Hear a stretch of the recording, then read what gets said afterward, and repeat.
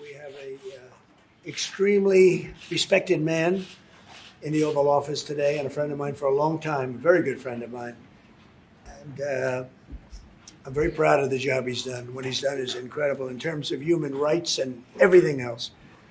And he's the Crown Prince, the future king, and I just want to pay my greatest respect to your father, King, who is an amazing man. I met him early on.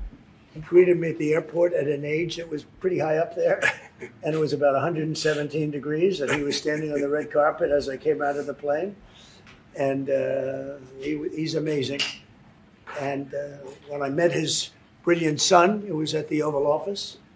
Shortly thereafter, you came in representing the country, and I called the father. I said, "This guy is fantastic." And I don't know if that helped you or hurt you, but obviously it couldn't have hurt too much because here you are, right?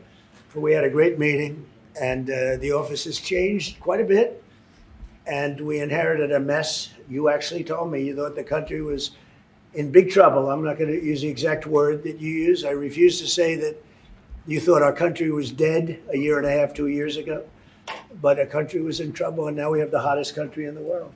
You said that also. And we do. We have the United States is right now the hottest country in the world. And between the tariffs and the election, November 5th election, we've done things that nobody can believe. $21 trillion will be the amount invested in the United States or committed to invest in 1 year. So I'm here 9 months. We're up to almost $18 trillion. Biden, as an example, the Biden administration, if you call it that, it's not, to me, it was the Biden lack of administration. They were less than $1 trillion for 4 years. We're going to be $21 trillion for 1 year. I think that's hard to believe. The biggest in history was a certain country, $3 trillion. We're going to be $21 trillion.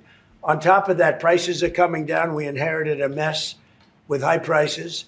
The worst inflation in the history of our country. We had inflation that was a single 4 years, the worst inflation in the history of the United States.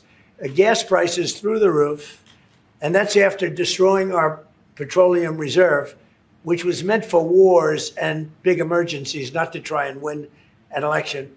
They opened up the reserve so that people get $3 less in gasoline, and it didn't work. They got about 3 cents less.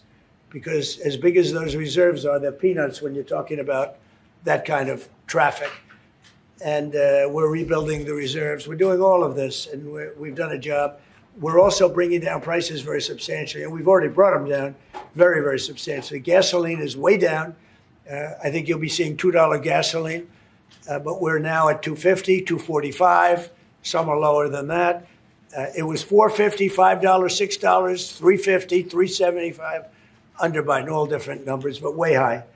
And we have energy way down. But the biggest thing to me, because I know what it means in jobs, is the fact that we're at over $17 trillion, Scott, and we expect to be around $21 trillion in 1 year. And that's many times bigger than in history. The highest number was $3 trillion.